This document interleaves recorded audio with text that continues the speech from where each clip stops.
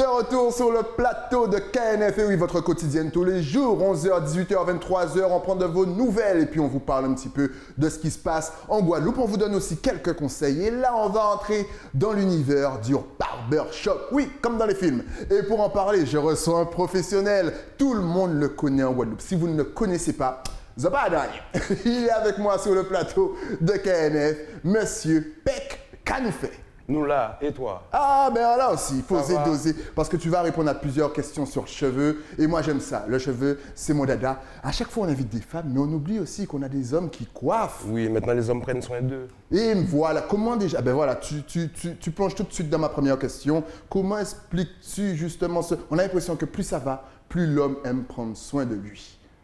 Comment expliques-tu ça? Je dirais que c'est un phénomène de mode, hein. Avec les réseaux sociaux... comment dirais-je, l'activité du barbeur a bien augmenté. Ouais. Maintenant, tout le monde fait attention à son image parce qu'il y a des photos par-ci, des photos par-là.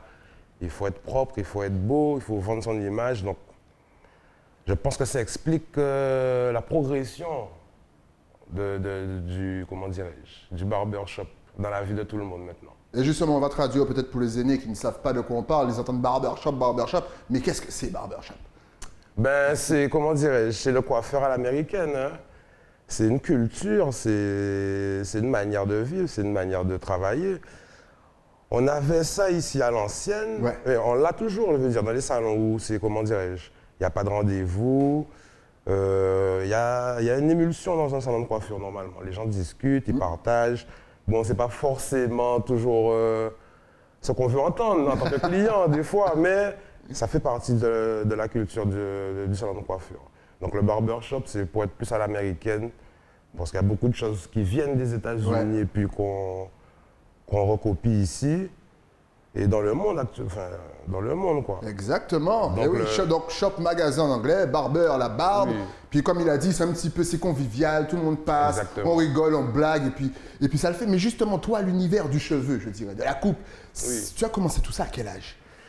Sans exagération, depuis le collège. L'âge de 10 ans, 10-11 ans, je commençais à coiffer. Ok. Et tu as appris tout seul ou tu avais déjà un modèle ou je sais pas, un grand frère comme on dit? Non, il y avait surtout une tondeuse à la maison. Donc c'était qui les cobayes? Ben, j'ai commencé avec mon père, mon frère, les amis du quartier, les parents des amis du quartier, les amis des parents. Et ça s'est étendu comme ça. Mais d'où te vient cet amour? C'est-à-dire que c'est par rapport aux films? Parce qu'on sait qu'en Guadeloupe, on regardait énormément de films, surtout avec des Noirs américains barbershop. Donc, est-ce que c'est ça ou est-ce que pas du tout? C'était le kiff? Ben, je sais pas. Il y avait... J'ai pris la tondeuse, j'y suis allé. Ouais, et puis j'aime bien faire les choses bien. Okay. Donc, j'ai trouvé que c'était intéressant de travailler avec le cheveu, une tondeuse. Et au final, comme je travaillais correctement, même au début, donc ça a fait que ça a attiré les gens. Et puis, j'ai pris goût à faire ça comme ça. Ok. Donc, ouais, ça fait un petit moment déjà. Et tu t'es formé après? C'est-à-dire que, est-ce que tu as fait une école au cas où s'il y a des jeunes qui veulent justement devenir un petit peu comme toi? Est-ce que tu as fait une formation ou tu as continué un petit peu tout seul? C'est-à-dire que j'ai travaillé en salon de coiffure, j'ai fait des formations en salon de coiffure. Oui, il faut se former, mais la pratique ne remplacera jamais, comment dirais-je, l'étude ne remplacera jamais la pratique. Ok. Le mieux vraiment pour ça, c'est travailler. Les gens qui ont l'opportunité de, comment dirais-je, d'avoir des amis dans leur quartier, qui veulent se faire couper par eux, ils peuvent commencer comme ça déjà. Et après avoir comment dirais-je, plus de professionnalisme en allant à l'école et en travaillant en salon de coiffure. Ok. Bon, c'est comment dirais-je, la route normale. Alors on voit déjà quelques photos en double écran. Là aussi, pour les dessins, comment as-tu appris tout ça? Dès l'âge de 10 ans? Ou justement, au fil du temps, tu t'es dit non, je vais me spécialiser, il faut absolument que j'intègre des petits dessins dans la tête des gens. Ah ouais, non. Est-ce qu'il faut être fort au niveau dessin, déjà, pour arriver à faire ça? Ben souvent, les gens me disent, je t'ai jamais vu dessiner et je trouve que tes designs sont très bien. On ne m'a jamais vu dessiner, ça ne veut pas dire que j'ai pas dessiné. Ah. J'ai beaucoup dessiné étant jeune, beaucoup. On avait pas des concours, mais tout le monde aimait dessiner au quartier, donc... Ouais. J'ai beaucoup dessiné et puis très jeune, effectivement, j'ai commencé à faire des designs. Bon, j'ai pas les photos, ça date. Hein. Mais ouais, voilà. Donc au fur et à mesure du temps, on comprend comment travailler le cheveu, tous les types de cheveux. Et puis, ça vient avec le temps. Hein. Beaucoup de précision avec le temps, la pratique.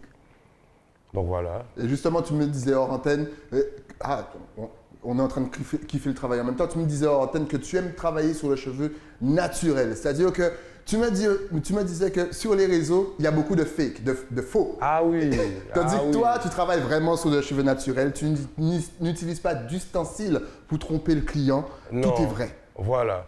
C'est-à-dire que si on regarde ce qui se fait sur Internet, sur Instagram, tout ça, il y a beaucoup de choses où il y a des artifices qui sont utilisés. Les Américains sont spécialisés dans ça, les faux cheveux, les fausses barbes, les faux contours, etc. Moi, je travaille plus avec le cheveu naturel. Pour ne pas dire que je ne travaille que sur le cheveu naturel, je préfère. Je préfère. Du style faire une fausse barbe et puis le mec qui rentre chez lui se douche et puis le contour n'est pas équilibré, on va éviter. Je travaille avec ce que j'ai et du mieux possible. Donc, avec ce que la personne a, naturel, on doit travailler. Alors, on voit aussi qu'il y a énormément de femmes qui viennent te voir. Oui. Est-ce que là aussi, c'est nouveau? Les femmes qui osent le big shop, c'est-à-dire limite tout couper, coupe à la garçon. Et tu as vu un changement à ce niveau-là aussi? Oui. Beaucoup. Parce qu'effectivement, le monde dans lequel on vit, on n'a plus le temps. Ok. Les femmes n'ont plus le temps forcément d'aller s'asseoir chez un coiffeur, faire 4-5 heures le matin, prendre 1 heure pour se coiffer, etc. Tout le monde est speed, tout le monde a besoin de temps. Donc, la coupe courte, c'est pratique et esthétique. Ok. Donc, effectivement, il y a beaucoup plus de femmes qui osent franchir le pas et se couper les cheveux. J'en ai reçu beaucoup avec des cheveux longs, avec des locks. On est passé à des coupes courtes et ça a changé leur vie. Ok. Il n'y a pas de, comment dirais-je, il n'y a plus de perte de temps le matin, il n'y a plus de perte de temps le week-end à faire des shampoings, des soins, etc. Moi, ça me convient. Venez voir Pec, allez-y. Oui, ça me convient, mais c'est vrai que les filles ont beaucoup... Il y a beaucoup de filles maintenant qui se coupent les cheveux, qui ont les cheveux courts.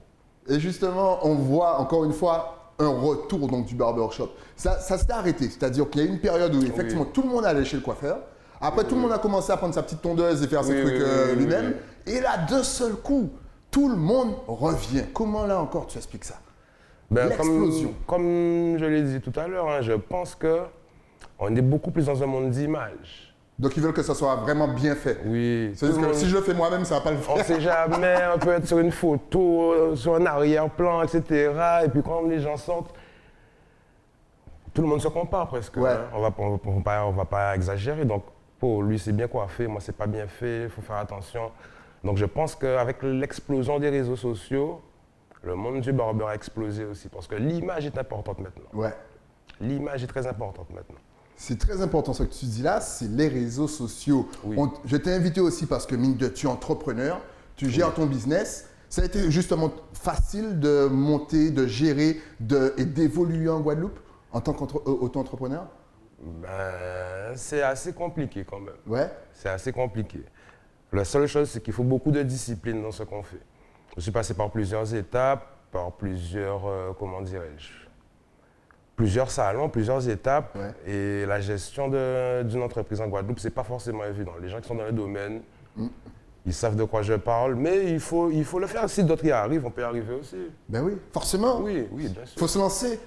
Il faut juste de la discipline.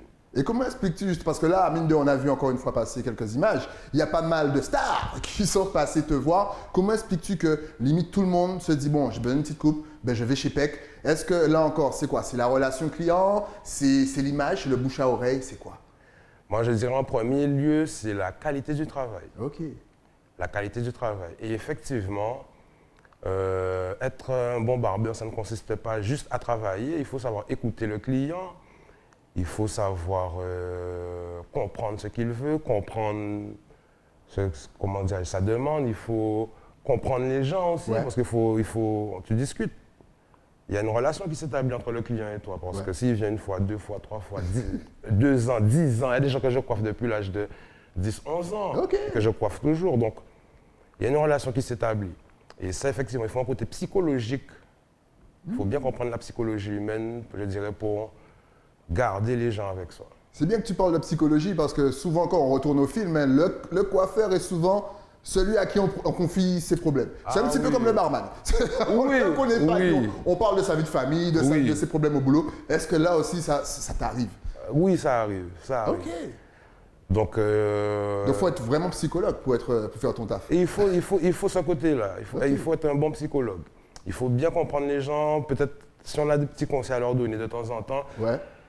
Mais c'est un échange vraiment. Donc le client peut raconter ses petits soucis et je peux raconter les miens aussi. Toi aussi, ok. Voilà, donc ils connaissent un peu de ma vie, je connais un peu de la leur. D'accord. Ça reste quand même très professionnel, très en surface, mais il y a ce partage-là qui est normal, je dirais. En tout cas, prenez des notes encore une fois, hein, parce que lui, il est venu sur le plateau pour vous donner des petits conseils. Si jamais vous voulez faire comme lui, niveau formation, niveau écoute, niveau pratique, entraînez-vous beaucoup, pratiquez beaucoup. Et surtout, on parlait des réseaux sociaux, de l'image. Oui. Tu utilises aussi donc les réseaux sociaux. Encore mieux, tu as une application, tu as mis en place écoutez ça bien, une application pour prendre rendez-vous. C'est-à-dire que là, tu es totalement dans l'air du temps. Oui, bien justement, c'est exactement ça. Après le confinement, je me suis dit, je ne peux pas retourner dans le téléphone non-stop. Parce que j'avais plus de vie, presque. Pour ne pas dire j'avais plus de vie. C'était des heures au salon, je rentrais, il fallait répondre aux messages de la journée, répondre aux appels, etc., etc. Je trouve que c'est pas trop professionnel de coiffer quelqu'un et de répondre à un appel en même temps. Donc, j'ai créé une application pour prendre rendez-vous. Et comme je sais que tout le monde a son téléphone, tout le monde est toujours dessus, on a 70% du temps, c'est la vie dans le téléphone. Je me suis dit, je vais arranger tout le monde. Je vais m'octroyer du temps pour vivre et je vais permettre aux gens aussi de, comment dirais-je, de prendre rendez-vous sans avoir à attendre ma réponse. Des fois, ça pouvait gêner. Peut-être la personne m'envoie un message à 9h, je réponds, il est 22h, 23h. Le matin, au réveil, je suis encore dedans. Donc, les gens peuvent s'organiser. Je peux m'organiser et c'est simple, c'est pratique. Tu peux réserver un mois à l'avance, tu n'as plus besoin d'appeler.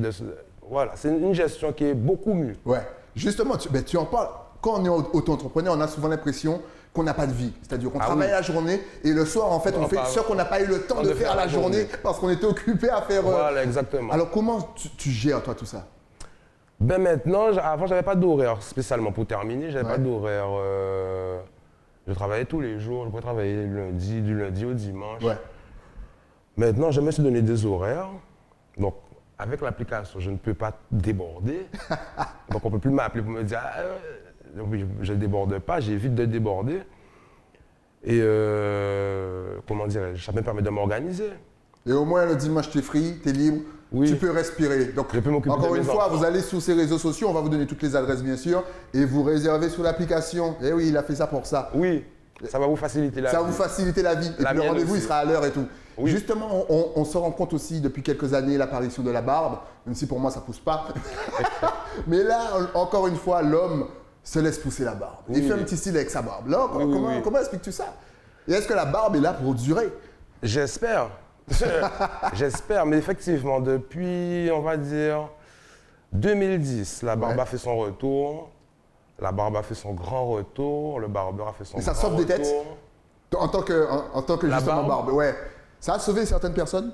Ah, ça n'a aucun rapport. Quelqu'un sans barbe. On va prendre un exemple comme James Harden, par exemple. Ouais, le basketteur. On n'a pas sa photo, mais tapé sur Internet. Quelqu'un qui est relativement connu. Si on le prend sans barbe, c'est plus personne. Exactement. C'est pas le même personnage. Même moi, des fois, quand je rase, les gens me disent oh, qui êtes-vous, monsieur? Ouais, je comprends pas. Qu'est-ce qui s'est passé? Donc, effectivement, la barbe, c'est un autre style. Ok. C'est un autre style. Ça fait plus, comment dirais-je? Les filles aiment ça, apparemment. Ça fait plus homme, plus viril. Oui, apparemment. Et là aussi, c'est un entretien de tous les jours, la barbe, c'est-à-dire shampoing, huile peut-être spéciale, là encore. Il faut venir te voir à peu près combien de fois par semaine pour prendre soin de sa barbe? Une fois par semaine, c'est suffisant. Ok. Et effectivement, alors, il y a deux profils. La personne qui laisse pousser tranquillement, sans rien faire. Il y a des hommes qui vont plus se soigner. Donc effectivement, tu peux shampouiner ta barbe, tu peux mettre des petites huiles pour qu'elle soit douce, qu'elle soit avec du volume. Tu t'en occupes comme des cheveux. Comme des cheveux, ça demande un vrai travail parfois. Enfin, pas parfois, réellement, ça demande, si on va avoir une belle barbe bien fournie, bien noire, bien, etc., ça demande un vrai travail, un vrai entretien.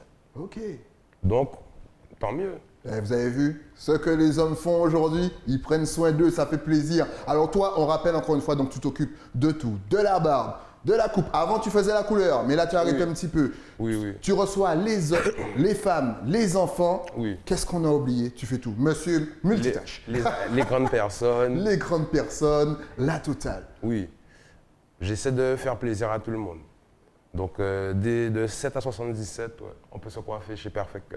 Eh bien maintenant qu'on a bien fait le tour de ta carrière d'auto-entrepreneur, de barbershop, maintenant pour celles et ceux qui veulent te suivre, est-ce que tu es connecté sur les réseaux? Est-ce que tu as Facebook, Instagram, un numéro de téléphone? Bien sûr. Balance. Alors, le Facebook, c'est Perfect Cut. L'Instagram, c'est PEC113. Et le numéro de téléphone, 94 83 90. Voilà, et bien sûr, vous allez, si vous voulez en savoir plus sur l'application, vous allez sur ces réseaux sociaux, il va vous donner Exactement. toutes les informations. En tout cas, merci d'être passé sur le plateau pour nous parler de ton taf. Encore une fois, ça fait plaisir. Ça m'a même donné envie de venir, mais ça sera dans 10-15 ans. Merci à toi, Pec. On se revoit bientôt. Dès que tu as une petite nouveauté, tu repasses sur le plateau. Il n'y a pas de souci. Et Merci comme beaucoup. tu sais, nous, on se retrouve bien entendu avec un nouvel invité. Mais ça, c'est après quoi? Après la pub. À tout de suite.